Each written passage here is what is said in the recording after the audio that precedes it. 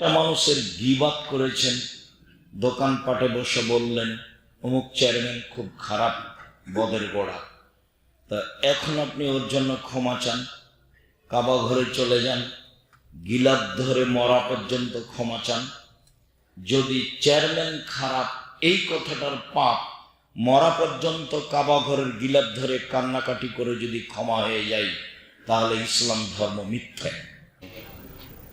শাবান শেষ হচ্ছে, মর্মে রমজানের আলোচনা হওয়াই শোভনীয়, কিন্তু মানুষ এখন যেভাবে মানুষের বদনাম, গীবত, বিরোধিতা, একজন আর একজনকে দমানো, খাটো করার জন্য প্রাণপণে চেষ্টা চালিয়ে যাচ্ছে, মর্মে সামাজিক বিষয় নিয়ে সবচেয়ে গুরুত্বপূর্ণ বিষয় যেটা সমাজে আলোচনা হওয়া উচিত, তা হলো গীবত, পরনিন্দা।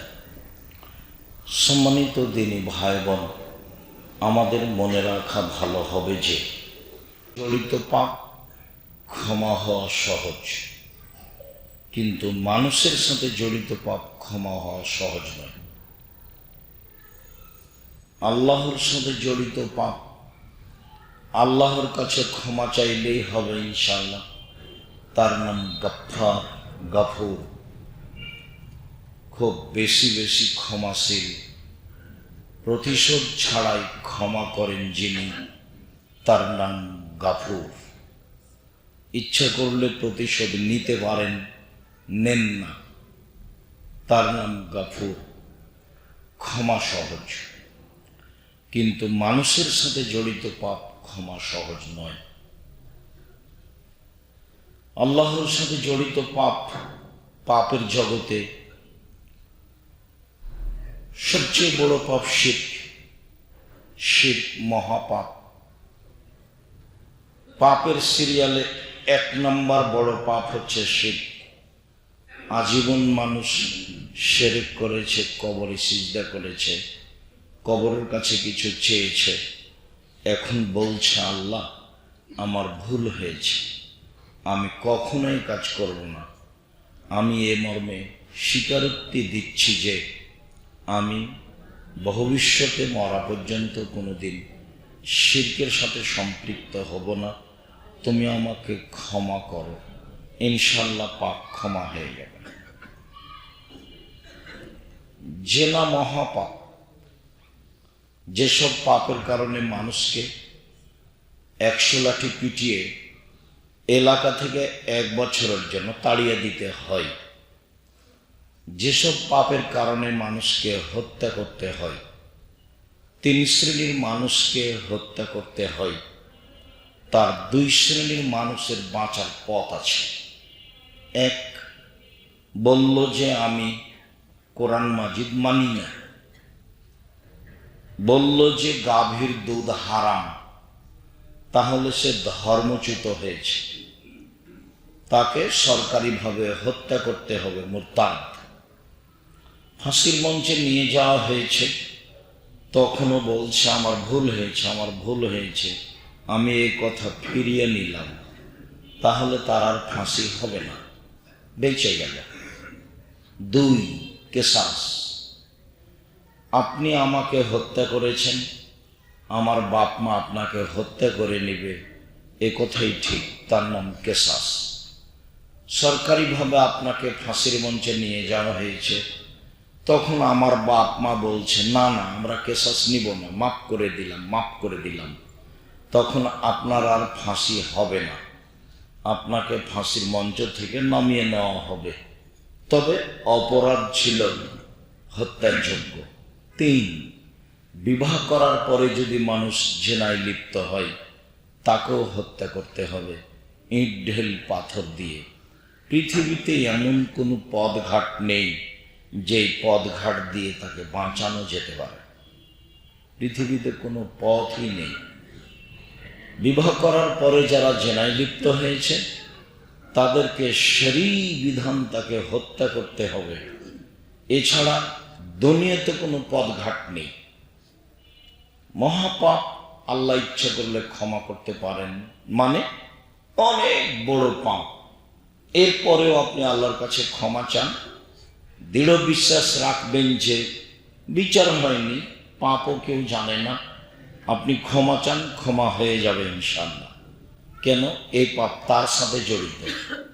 একটা মানুষের গীবাত করেছেন, দোকানপাটে বসে বললেন অমুক চেয়ারম্যান খুব খারাপ, বদের গোড়া, তা এখন আপনি ওর জন্য ক্ষমা চান, কাবা ঘরে চলে যান, গিলাপ ধরে মরা পর্যন্ত ক্ষমা চান।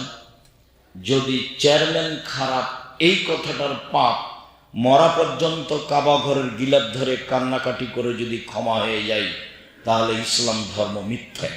নাউজুবিল্লাহ। ইসলাম ধর্ম মিথ্যা নয়, আপনার পাপ ক্ষমা হবে না। যার বদনাম করেছেন তার হাত ধরে ক্ষমা নেন। বদনাম করেছেন একজনের, আর ক্ষমা করবেন আল্লাহ, তখন আল্লাহ হয়ে যাবেন জালেম, অত্যাচারী। আল্লাহ নিজে বলছেন ইন্নী হারামতু যুলমা আলাইয়া, আমি আল্লাহ নিজের উপরে জুলুমকে হারাম করেছি। তুমি অপমান করেছ তাকে, আর ক্ষমা করব আমি, এমন কাজ আমি আল্লাহ করি না। তুমি জুলুম করেছ তার উপরে, আর ক্ষমা করব আমি, এমন কাজ আমি আল্লাহ করি না।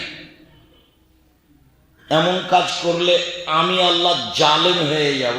আমি আল্লাহ নিজের উপরে জুলুমকে হারাম করেছি। তার নাম গীবাত। মনে রাখা ভালো হবে যে যেসব পাপের কারণে সরাসরি জাহান্নাম ঘোষণা হয়েছে তার নাম গীবাত, পরনিন্দা। সুদ মহাপাপ, এ কথাই ঠিক। আরো অবাক যে পাপের জগতে সুদের পাপের যেই ভাষা উল্লেখ আছে, পৃথিবীতে আর কোনো পাপের ভাষা ওইভাবে উল্লেখ নেই। আগে ভাষাটা শোনাই। রাসূল সাল্লাল্লাহু আলাইহি ওয়াসাল্লাম বলেন, মা ইয়াকুলু দিরহাম রিবা ওয়া ইয়ালাম আসাদ্দু মিন সিকাতি ওয়া সালাসিনা জিনিয়া। কে যদি জেনে শুনে 1 টাকা সুদ খায়, 36 বার জেনা করে যত পাপ হবে, 1 টাকা সুদ খেলে তার চেয়ে বেশি পাপ হবে। তিনি বলেন, আর রিবা সাবুনা জুজান আইশারাহ আইন করো জল মাহু। সুদের পাপের 70টি ভাগ রয়েছে, ছোট থেকে বড়, বড় থেকে ছোট। তার সবচেয়ে ছোট পাপ হলো সুদের পাপ। মার সাথে জেনা করলে যেমন পাপ হয়, শিরক মহাপাপ, তবে ভাষা এমন নয়। পৃথিবীর দ্বিতীয় মহাপাপ বাপ মায়ের অবাধ্য চলা। ভুলেও কোনোদিন বাপ মায়ের বিরুদ্ধে যাবেন না, ভুলেও কোনোদিন সহজে বইয়ের নামে অ্যাকাউন্ট খুলবেন না। বাপ মায়ের নামে খুলবেন, দেশ বিদেশে আছে। বাপ মা যদি রাগ করে চলেও যায়, যাবে কোথায়? ওর নাম বাপ আর এর নাম মা। আর বইয়ের নামে টাকা পয়সা বেশি হলে অন্য জায়গায় বিবাহ বসলে সবই গেল। চাঁপাইনবাবগঞ্জের ভাষাতে আমও গেল, ছালাও গেল, কাঁদতে কাঁদতে 2 চোখও গেল। পৃথিবীর দ্বিতীয় মহাপাপ বাপ মায়ের অবাধ্য চলা, কিন্তু ভাষা এমন নয়। পৃথিবীর তৃতীয় মহাপাপ মিথ্যা সাক্ষী। ঢাকা কেন্দ্রীয় কারাগারে 20 বছর 30 বছর থেকে কতগুলো মানুষ জেলে আছে, ও নিজেই জানে না আমি কেন জেলে। জজ জানে না ঘটনা কি, উকিল জানে না ঘটনা কি, সাক্ষী জানে না ঘটনা কি। দলীয় দাপটে সাক্ষীকে বলেছে 1 লক্ষ টাকা দিব, তুই বলবি জজের সামনে আমি নিজ চোখে মারতে দেখেছি। যার কথা বলছে সেই সেদিন ঢাকাতেই ছিল না, ছিল রংপুরে। এর নাম মিথ্যা সাক্ষী। পৃথিবীতে তৃতীয় মহাপাপ মিথ্যা সাক্ষী। মিথ্যা সাক্ষীর কারণে বহু মানুষ জেলে আছে, ও নিজেই জানে না আমি কেন জেলে, ঘটনা কি। আমি তো ঘটনার সাথে জড়িত নই। জজ জানে না ঘটনা কি, উকিল জানে না ঘটনা কি, সাক্ষী জানে না ঘটনা কি। শুধুমাত্র যে তৈরি করেছে সেই জানে ঘটনা কি। তার নাম দলীয় দাপট, যেটার সাথে আপনি খুব ভালোভাবে জড়িত, যার বাস্তবতা আপনার খুব ভালোভাবে জানা আছে। আমার চেয়ে শতগুণ আপনি ভালো বুঝেন। এ কথা আমি বিশ্বাস করি। আপনার বুদ্ধি বিবেককে আমি প্রাধান্য দিই, এ কথাও আমি জানি। সম্মানিত দিনী ভাই বোন, পৃথিবীর তৃতীয় মহাপাপ মিথ্যা সাক্ষী, কিন্তু ভাষা এমন নয়। অবাক ভাষা সুদের। সুদের পাপের যে ভাষা আল্লাহর নবী উল্লেখ করেছেন, পৃথিবীতে এমন কোনো পাপ নাই যেই পাপের ভাষা সুদের পাপের ভাষার মতো। মানুষ হত্যা মহাপাপ, ভাষা এমন নয়। 1 টাকা সুদ খাই যদি জেনে শুনে 36 বার জেনা করলে যা পাপ হবে, 1 টাকা সুদ খেলে তার চেয়ে বেশি পাপ হবে। সুদের পাপের 70টি ভাগ রয়েছে। সবচেয়ে ছোট ভাগ মায়ের সাথে জেনা করলে যেমন পাপ হয়। এরপরেও কোটি কোটি টাকা সুদ খেয়েছেন, ব্যাংক ব্যালেন্স অনেক, বাড়ি গাড়িও অনেক, দেশ বিদেশে অনেক বাড়ি। এখন আপনি আল্লাহকে বলেন, আল্লাহ আমার ভুল হয়েছে, আজ থেকে আমি সুদের লেনদেন বন্ধ করলাম, জিন্দেগিতে আর কোনোদিন সুদ খাবো না, আমাকে মাফ করো। ইনশাল্লাহ সব পাপ ক্ষমা হয়ে যাবে। আপনি দোকানে বসে আড্ডা পিটে আর একজনের বদনাম করেছেন, ক্ষমা চান দেখি। কোনো একদিন যদি কান্নাকাটি করে ক্ষমা হয়ে যায়, তাহলে জানতে হবে ইসলাম ধর্ম মিথ্যা। ইসলাম ধর্ম মিথ্যা নয়, ইসলাম ধর্ম সত্য, এ কথাই ঠিক। আপনার পাপ ক্ষমা হবে না, এ কথাই ঠিক। যার বদনাম করেছেন তার কাছে ক্ষমা নেন, এর নাম আল্লাহর সাথে জড়িত পাপ, গীবাত, পরনিন্দা, আল্লাহর সাথে জড়িত পাপ। আল্লাহ তাআলা বলেন, ওয়াইলুল লিকুল্লি হুমাযাতিল লুমাযা। সামনে বদনাম করে যে, পিছনে বদনাম করে যে, অয়েল নামক জাহান্নামে যাবে সে। আল্লাহ বলেন, সামনে বদনাম করে যে, পিছনে গীবাত করে যে, ধ্বংস সুনিশ্চিত সে ওয়াইল নামক জাহান্নামে চলে গেছে। গীবাত। আল্লাহ তাআলা বলেন, ইয়া আইয়ুহাল্লাযীনা আমানু ইজতানিবু কাসীরাম মিনায-যন্ন। পৃথিবীর মানুষ যারা আল্লাহকে বিশ্বাস করো, রাসূলকে বিশ্বাস করো, পরকালকে বিশ্বাস করো, তোমরা মানুষের প্রতি খারাপ ধারণা করো না। কিছু কিছু ধারণায় পাপ হয়। ও এ কথা বলেছে মনে হয়, ও এ কাজ করেছে মনে হয়, এ কথা বলেছে মনে হয়, এ কাজ করেছে মনে হয়, এর নাম ধারণা। আল্লাহ বলছেন ধারণা করো না। ধারণায় কিছু কিছু ধারণায় পাপ, এ পর্যন্ত আল্লাহ বললেন। চলেন দেখি রাসূল সাল্লাল্লাহু আলাইহি ওয়াসাল্লাম কি বলেন। আবু হুরায়রা রাদিয়াল্লাহু তাআলা আনহু বলেন, রাসূল সাল্লাল্লাহু আলাইহি ওয়াসাল্লাম বলেছেন, ইয়াকুমুয যান্না ফাইন্নায যান্না আকযাবুল হাদিস। মনে রেখো, সাবধান, ধারণা করা থেকে বেঁচে থাকো। ধারণাই সবচেয়ে বড় মিথ্যা। ধারণাই সবচেয়ে বড় মিথ্যা। ধারণাই হচ্ছে মহাপাপ। রাসূল সাল্লাল্লাহু আলাইহি ওয়াসাল্লাম বলেন, আকবারুল কাবায়রা সালাসা। সবচেয়ে বড় পাপ 3টি। 1, আল্লাহর সাথে শিরক করা। 2, পিতামাতার অবাধ্য চলা। 3, কওলুজ জুরে, মিথ্যা কথা বলা। আর ধারণাই সবচেয়ে বড় মিথ্যা। ধারণা করা থেকে বেঁচে থাকতে হবে। চলেন তারপরে রাসূল সাল্লাল্লাহু আলাইহি ওয়াসাল্লাম বলেন, ওয়ালা তাহাসসু। পৃথিবীর মানুষ, তোমরা মানুষের গোপন কথা কান লাগিয়ে শোনো না। ওরা স্বামী স্ত্রী কি বলছে কান লাগাবা না, নিষেধ। ওরা দুইজন কি বলছে পাশ দিয়ে হাঁটবা আর কান লাগাবা, এটা হারাম।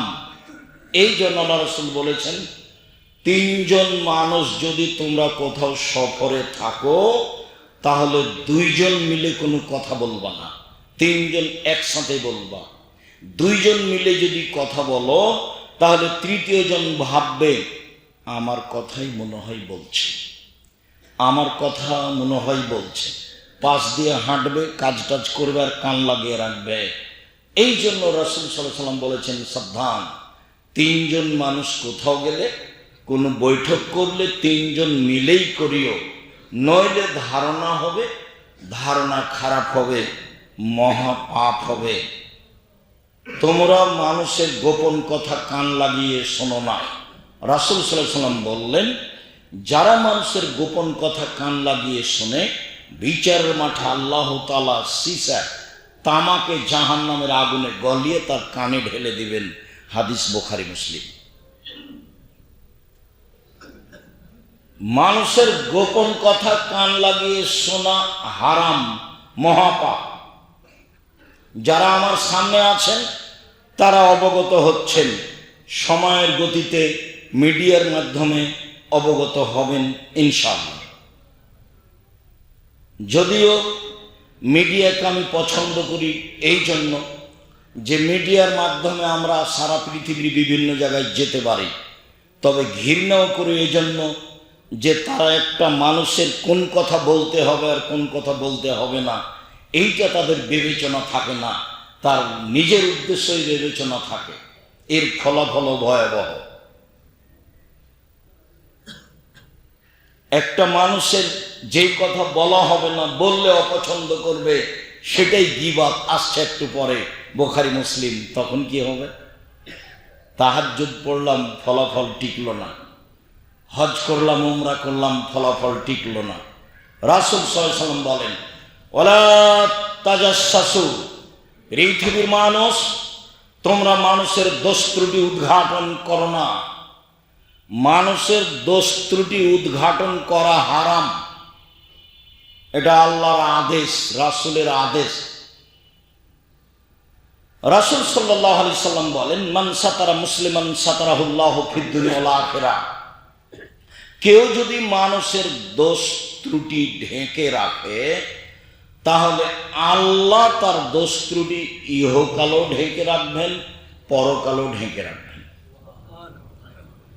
আর এখন আপনার দলীয় দাপটের গতি বিধি যা, তা 40 বছর পূর্বে যদি সে কোনো অন্যায় পাপ করে থাকে, তাহলে আপনি সেটা জাতির সামনে পেশ করে তাকে খাটো করছেন, তার নাম দলীয় দাপট। লাভ হবে না। মানুষ মানে বুঝেন, মাটির তৈরি, কোনো দাম নাই, 5 পয়সা দাম নাই। আবার আল্লাহ তুচ্ছ বলছে, তার তুমি তো শুক্র পিঠের তৈরি, যার গন্ধ আছে, তোমার আবার কি দাম আছে? তুমি মরলেই শেষ। এত ক্ষমতাই কেন? এত জেলহাজত কেন? এত মারামারি কেন? এত চাঁদাবাজি কেন? এত দাগাবাজি কেন? এত রাহাজানি কেন? এত অন্যায় কেন? এত অবিচার কেন? দিন মজুরি করে খাবেন, মানুষের বাড়িতে কিষাণ কামলা দিয়ে খান, এই ক্ষমতা কেন? যা দিয়ে টিকা যায় না, যা দিয়ে মুহূর্তের মধ্যে অপমান নেমে আসে, যা আপনি জানেন। সম্মানিত দিনী ভাই বোন, মানুষের দোষ ত্রুটি মানুষ যদি লুকিয়ে রাখে, তাহলে তার ফলাফল কেমন একটু আগে বলি, তারপরে এই বিষয়ে আবার একটু কথা বলছি। বিচারের মাঠে আল্লাহ তাআলা একজন লোককে তার বাহু দিয়ে এইভাবে ঘিরে নেবেন, কাউকে দেখতে দিবেন না। আমার দিকে লক্ষ্য করে এইভাবে তাকে অন্তরাল করে নেবেন আল্লাহ নিজে, দিয়ে তার আমলনামাটা তার সামনে তুলে ধরবেন। দেখো তো এই পাপগুলি কি তোমার? আল্লাহ বলবেন। তখন বলবে, জি হ্যাঁ, এগুলি আমার পাপ। কাউকে দেখতে দিবেন না আল্লাহ। তারপরে আল্লাহ বলবেন, তুমি কি মনে করো আমার ফেরেশতারা এটা অন্যায় লিখেছে? না না না, জি না, আমি এটা বলি না যে ফেরেশতারা এটা অন্যায় লিখেছে। তখন আল্লাহ বলবেন, তুমি কি আমাকে কিছু বলতে চাও? তোমার কোনো ওজর আপত্তি আছে? তখন লোকটি বলবে, জি না, আমার কোনো ওজর আপত্তি নেই। তখন আল্লাহ বলবেন, শোনো, তোমার একটা স্বভাব ছিল মানুষের দোষ ত্রুটি ঢেকে রাখা। কোনো সময় তুমি মানুষকে সমাজে অপমান করতে চাইতে না। মানুষের দোষ গোপন রাখা এটা তোমার অভ্যাস ছিল। তুমি মানুষের দোষ ত্রুটি গোপন রাখতে পারো, আর আমি আল্লাহ তোমার পাপ গোপন রাখতে পারি না। যাও, তোমার বিচার হবে না, তোমার সব পাপ ঢেকে দিলাম, জান্নাতে চলে যাও। হাদিস শরীফ দেখেন, বের হওয়ার সময় উপদেশ বইটা নিয়ে যাবেন, প্রথম আলোচনাতে এই হাদিস আছে। বই আপনার জন্য লিখেছিলাম, জাতির যদি রাস্তাঘাট করে দিতে না পারি, জাতির যদি স্কুল কলেজ করে দিতে না পারি, জাতিকে চূড়ান্ত সঠিক ধর্ম দিতে পারবো ইনশাআল্লাহ। ধর্মের ব্যাপারে জাতিকে ফাঁকি দিয়ে পরকাল হারাতে রাজি নই। সম্মানিত দিনী ভাই বোন, আমি আপনার পাশে থেকে রাসূল সাল্লাল্লাহু আলাইহি সাল্লামের কথা, আল্লাহর কথা আপনার সামনে পেশ করতে চাই। এ দিয়ে আপনাকে আমি পরকালমুখী করতে চাই। আল্লাহ, তুমি সর্বশক্তিমান, তুমি ব্যবস্থা করো, আল্লাহ। সম্মানিত দিনী ভাই বোন, রাসূল সাল্লাল্লাহু আলাইহি সাল্লাম মানুষের দোষ ত্রুটি ঢেকে রাখার চেষ্টা করতেন। কিভাবে চেষ্টা করতেন এটা একটু দেখাই, বুখারী মুসলিম থেকে। এক খেয়ালে চেয়ে থাকবেন, বেখেয়াল হবেন না। ঘুম আসলে সরে বসবেন। আমার দিনী বন্ধের বলছি, মসজিদে এসেছেন, গল্প করবেন না, সাবধান। বাড়িতে গল্প করেছেন, রাস্তায় গল্প করতে করতে এসেছেন, মসজিদে এসে গল্প করবেন না, চুপচাপ বসে থাকেন। মহিলা মানুষ, দৌড়িয়ে বেড়াচ্ছেন সারাদিন, স্বামী তো শক্ত নয়, নইলে বুঝতে পারতেন স্ত্রী কাকে বলে। দিনরাত বলেছি, চোখ যেভাবে ঘুরে বউ সেভাবে চলে, তার নাম স্বামী, তার নাম ক্ষমতা। চোখ যেভাবে ঘুরে বউ সেভাবে চলে, তার নাম স্বামী, তার নাম ক্ষমতা। যা বলে মেয়ে তাই মানে, তার নাম বাপ, তার নাম ক্ষমতা। একাধিকবার বুখারী মুসলিমের হাদিস পেশ করেছি যে আপনার মেয়ে তো ক্লাস 10-এ পড়ে, ক্লাস 10-এ কেন, 10 ছেলের মা হলো তাকে পিটিয়ে দিবেন। হাদিস বুখারী মুসলিম, তার নাম বাপ। বাপের কাছে বেটি কোনোদিন বড় হয় না। একাধিক হাদিস, তার নাম বাপ। বিবাহ দিয়ে দিয়েছে তবু সংশোধন করবে, তার নাম বাপ। নাতি নাতিন সামনে নিয়ে এসেছে, সাথে নিয়ে এসেছে, নাতিও 4-5 জন, নাতনিও 4-5 জন, তারপরে বাপ মেয়েকে পিটিয়ে দিবে, তার নাম বাপ। হাদিস বুখারী মুসলিম। সম্মানিত দিনী ভাই বোন, চুপচাপ বসে থাকুন। ঘুম আসলে স্থান পরিবর্তন করার চেষ্টা করবেন। রাসূল সাল্লাল্লাহু আলাইহি সাল্লাম কিভাবে মানুষের দোষ ঢেকে রাখতেন তা আপনার সামনে পেশ করছি। একজন লোক এসে বলছে, তাহিরনি ইয়া রাসূলুল্লাহ, আল্লাহ রাসূল আমাকে পবিত্র করেন। আল্লাহ রাসূল বলছেন, ইরজি, বাড়ি ফিরে যাও, আস্তাগফিরুল্লাহ, আল্লাহর নিকটে ক্ষমা চাও, অতুব ইলাইহি, তওবা করো, তোমার পাপ ক্ষমা হয়ে যাবে। অবাক কথা। আল্লাহ রাসূল বলবেন, কেন পবিত্র করব, কি হয়েছে, ঘটনা কি বলো আমাকে। এ কথা বলছেন না। লোকটা এসে বলছে, আল্লাহর নবী আমাকে পবিত্র করুন। তো আল্লাহ রাসূল বলছেন, তুমি বাড়ি ফিরে যাও, ক্ষমা চাও, তওবা করো, পাপ ক্ষমা হয়ে যাবে। লোকটি আবার ফিরে এসে বলছে, আল্লাহ রাসূল আমাকে পবিত্র করেন। তখন আল্লাহ রাসূল বলছেন, বাড়ি ফিরে যাও, ক্ষমা চাও, তোমার পাপ ক্ষমা হয়ে যাবে। লোকটি চলে গেল। একটু গিয়ে আবার ফিরে এসে বলছে, আল্লাহ রাসূল আমাকে পবিত্র করেন। আল্লাহ রাসূল বলছেন, তুমি বাড়ি ফিরে যাও, আল্লাহর কাছে ক্ষমা চাও, তোমার পাপ ক্ষমা হয়ে যাবে। লোকটি চলে গেল। আবার একটু গিয়ে ফিরে এসে বলছে, আল্লাহ রাসূল আমাকে পবিত্র করেন। তখন আল্লাহ রাসূল বলছেন, আবিহি জনন, লোকটা কি পাগল? আরে আমি বলছি তুমি চলে যাও, তুমি ক্ষমা চাও, তোমার পাপ ক্ষমা হয়ে যাবে, তুমি বারবার ফিরে আসো কেন? এখন পর্যন্ত বলছেন না যে কেন তোমাকে পবিত্র করব, ঘটনা কি, এটা বলছেন না। এখন পঞ্চমবারে বলছেন, ও কি পাগল? আমি যাকে বলছি চলে যাও, যায় না কেন? তো সাহাবীগণ বলছেন, লাইসা বিমাজনুন, জি না আল্লাহর নবী, ও তো পাগল নয়, ভালো মানুষ। তখন আল্লাহ রাসূল বলছেন, আশারেবা খামরান, তাহলে কেউ মদ পান করেছে, তার মস্তিষ্ক বিকৃত হয়েছে, সে আমার কথা বুঝে না, সে যায় না কেন? চলে যায়। ও যদি পাগল না হয় তাহলে মদ খেয়েছে, মদ খাওয়ার কারণে তার মস্তিষ্ক কি হয়েছে, বিকৃত হয়ে গেছে, সে আমার কথা বুঝে না। ফাক্কামা রাজুলুন ফাস্তানকাহু, একটা লোক দাঁড়িয়ে তার মুখটা নাক দিয়ে সঙ্গে দেখে বলছেন, আল্লাহ রাসূল মাশরাবা খামরা, এ তো মদ পান করেনি, এ তো ভালো মানুষ। তখন এতক্ষণ আল্লাহ রাসূল বলছেন, পঞ্চমবারে আজানাইতা তুমি কি জেনা করেছ, এটা প্রথমবারে বলতে পারতেন না? খুব পারতেন। পঞ্চমবারে বলছেন তুমি কি জেনা করেছ। তখন সাহাবী বললেন, মানুষ বৈধভাবে যা করে আমি অবৈধভাবে তা করেছি, বিচার করে দেন। আল্লাহ রাসূল বললেন, ঠিক আছে যাও, এই যাও, মাঠে নিয়ে যাও, ইট ঢিল পাথর দিয়ে মেরে ফেলো, ঘটনা শেষ। হাদিস বুখারী মুসলিম। তিরমিজি আবু দাউদে এসেছে, এই লোক সাহাবীর নাম হলো মাইজ ইবনে মালিক। এক ধনী মানুষের বাড়িতে কাজ করতেন, তার নাম হাজ্জাল। হাজ্জাল বা হজ্জাল, তার স্ত্রীর সাথে দুর্ঘটনা ঘটে।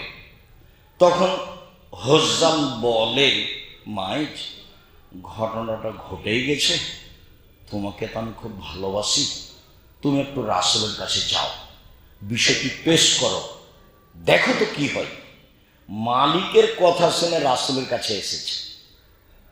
রাসূলের কাছে এসে যা হওয়ার তাই হলো। এখন শুনেন, কোনো একদিন, ঘটনা শেষ, কোনো একদিন রাস্তায় আল্লাহ রাসূল আসছেন আর হজ্জাল এই মাইজ ইবনে মালিকের মালিক যাচ্ছেন, মুখামুখি দেখা। তখন আল্লাহ রাসূল বলছেন, ও হজ্জাল, লাউ সাতারতা মাইজ ইবনে মালিক বেশাওবে। আরে মাইজ ইবনে মালিকের ঘটনাটা তুমি যদি লুকিয়ে রাখতে, তুমি গোপন রেখে দিতে, কাউকে বলতে না, আমার কাছে পাঠাতা না, তাহলে যে কত ভালো হতো। আমার কাছে কেন পাঠালে তুমি? আমার কাছে কথা প্রকাশ হলে তার বিচার হবেই। উনি নিজে চেষ্টা করেছেন গোপন রাখার, কিন্তু শেষ পর্যন্ত হয়নি। কি চেষ্টা করেছেন সেটা আপনি বুঝতে পারলেন। হাদিস বুখারী মুসলিম। এবার যে লোকটা তাকে পাঠিয়েছে মালিক, তাকে আল্লাহ রাসূল বলছেন, ও হজ্জাল, তুমি যদি মাইজ ইবনে মালিকের ঘটনাটা লুকিয়ে রাখতে, তাহলে কত ভালো হতো, কতই না ভালো হতো। তুমি আমার কাছে কেন পাঠালে তাকে? এর নাম ইসলাম, এর নাম স্বভাব, এর নাম নবী, এর নাম নীতি, এর নাম সদাচরণ, এর নাম আদর্শ। কোন শরমে আপনি দোকানে বসে দিন রাত মানুষের বদনাম করেন, গীবাত করেন, তাহাজ্জুদ পড়েন, প্রতি বছর হজ করতে যান, টাকা আছে আপনি উমরা করতে যান, কি মনে করেন আপনি ধর্মকে? অত সহজ নাকি? অত সহজ? এইসব জীবন পশু প্রাণীর মতো, গরু ছাগলের মতো, কুকুর শ্রীগের মতো, বেঁচে থাকা না থাকা দুটোই সমান। বুঝেও বুঝে না ওরা, অন্তর আছে বুঝে না, দেখেও দেখে না ওরা, চক্ষু আছে দেখে না, শোনেও শোনে না ওরা, কান আছে শোনে না। উলায়েকে কালানাম, তারা পশু প্রাণীর মতো, তারা গরু ছাগলের মতো, তারা কুকুর শ্রীগের মতো। ভালো মজার, বরং তার চেয়ে খারাপ, ও পশু প্রাণীর চেয়ে খারাপ। মাথায় টুপি দিয়ে দোকানে বসে ল্যাংটা মেয়ের সামনে বসে থাকে, মানুষের বদনাম করে, ধর্ম দেখাচ্ছে। ধর্ম তো সহজ, হজবাতিল নার বিশাহওয়াত, মনের ইচ্ছা দ্বারা জাহান্নাম ঘেরা আছে। হজবাতিল জান্নাত বিল মাকারিহ, নিয়ম নীতি কষ্ট ক্লেশ ত্যাগ তিতিক্ষা দিয়ে জান্নাত ঘেরা আছে। জান্নাত তো সহজ নয়, জাহান্নাম সহজ। ইচ্ছা মতো চললেই জাহান্নাম পাওয়া যায়। সম্মানিত দিনী ভাই বোন, আপনাকে আমি অনুরোধ জানাচ্ছি, মুখ খুলবেন না। গীবত। আবু হুরায়রা রাদিয়াল্লাহু তাআলা আনহু বলেন, রাসূল সাল্লাল্লাহু আলাইহি সাল্লাম বললেন, সঙ্গী সাথী বলতে পারো গীবত কাকে বলে? তো সাহাবীগণ বললেন, জি না, বলতে পারি না গীবত কাকে বলে। তখন আল্লাহ রাসূল বলছেন, যিকরুকা আখাকা মান ইয়াকরাহ, তুমি তোমার ভাইয়ের কথা বলো, ও যদি শুনতে পাই, তাকে যদি খারাপ লাগে, তার নাম গীবত। আবার শুনেন, সঙ্গী সাথী বলতে পারো গীবত কাকে বলে? জি না, গীবত কাকে বলে বলতে পারি না। শোনো, তুমি যদি কারো কথা বলো এখানে, আর ও যদি এই কথা শুনতে পায়, তাকে যদি খারাপ লাগে, সেটাই হলো গীবত। বোঝা গেল কি? ঘুমাচ্ছেন নাকি? মনে থাকবে গীবত কাকে বলে। যে আমি একজনের কথা বলছি, ও এখানে নেই, ও যদি শুনতে পায় তাহলে তাকে কেমন লাগবে? খারাপ লাগবে। এর নাম গীবত। তখন সাহাবীগণ বলছেন, ও যদি চুরি করে থাকে আমি চোর বলি তবুও কি গীবত হবে? সাহাবীগণ বলে উঠলেন, ও তো খারাপ মনে করবে, ও তো চোর, তাই তো আমি সমাজে বলেছি চোর। ও যদি চোর হয়, চুরি করে থাকে, আমি বলি তবুও কি গীবত হবে? তখন আল্লাহ রাসূল বলছেন, শোনো, ইনকান ফিহি মা তাকুলু ফাকা দিগদাতাহু, ও যদি চুরি করে থাকে আর তুমি বলো তাহলে গীবত। ও যদি চুরি করে থাকে আর তুমি বলো তাহলে গীবত। আর যদি চুরি না করে থাকো আর তুমি বলো, আর যদি চুরি না করে থাকে তুমি বলো, তাহলে অপবাদ। গীবত মানে ক্ষমা হবে না, ওর কাছে ক্ষমা। অপবাদ মানে ৮০ লাঠি। ৮০ লাঠি ছাড়া আপনি আর পবিত্র হতে পারবেন না। কোন কোন দিকটা সহজ হলো? কোনোটাই না। সাহাবীগণ তো বললেন, আল্লাহর নবী, ও যদি চুরি করে থাকে আমি বলি চোর, তবু কি গীবত? আল্লাহ রাসূল বললেন, শোনো, ও যদি চুরি করে থাকে আর তুমি বলো তাহলে গীবত। আর যদি চুরি না করে থাকে তুমি বলো তাহলে অপবাদ। তো গীবত মানে ক্ষমা ওখানে না, অপবাদ মানে ক্ষমাটা মানে ৮০ লাঠি। হাদিস বুখারী মুসলিম। এর নাম শরীয়ত, এর নাম ইসলাম, এর নাম ধর্ম, এর নাম সমাজ। এক হাদিস দিয়ে সমাজ চলবে। হাদিসের দাম দেয় কে? আমরা নিজেরাই অনেকখানি পিছনে। আল্লাহ তুমি কবুল করো। আল্লাহুম্মা আমিন। আল্লাহুম্মা সাল্লি আলাইহি ওয়া সাল্লাম। অসহায় আছে, অসহায় মানুষের পাশে দাঁড়ানোর জন্য পয়সা পাতি ইনকাম করেন, পথ সহজ হবে ইনশাআল্লাহ। সম্মানিত দিনী ভাই বোন, আল্লাহ আমাদের যারা মারা গেছে তুমি তাদের কবরের শাস্তি মাফ করো। আমরা যারা অসুস্থ, বাড়িতে হাসপাতাল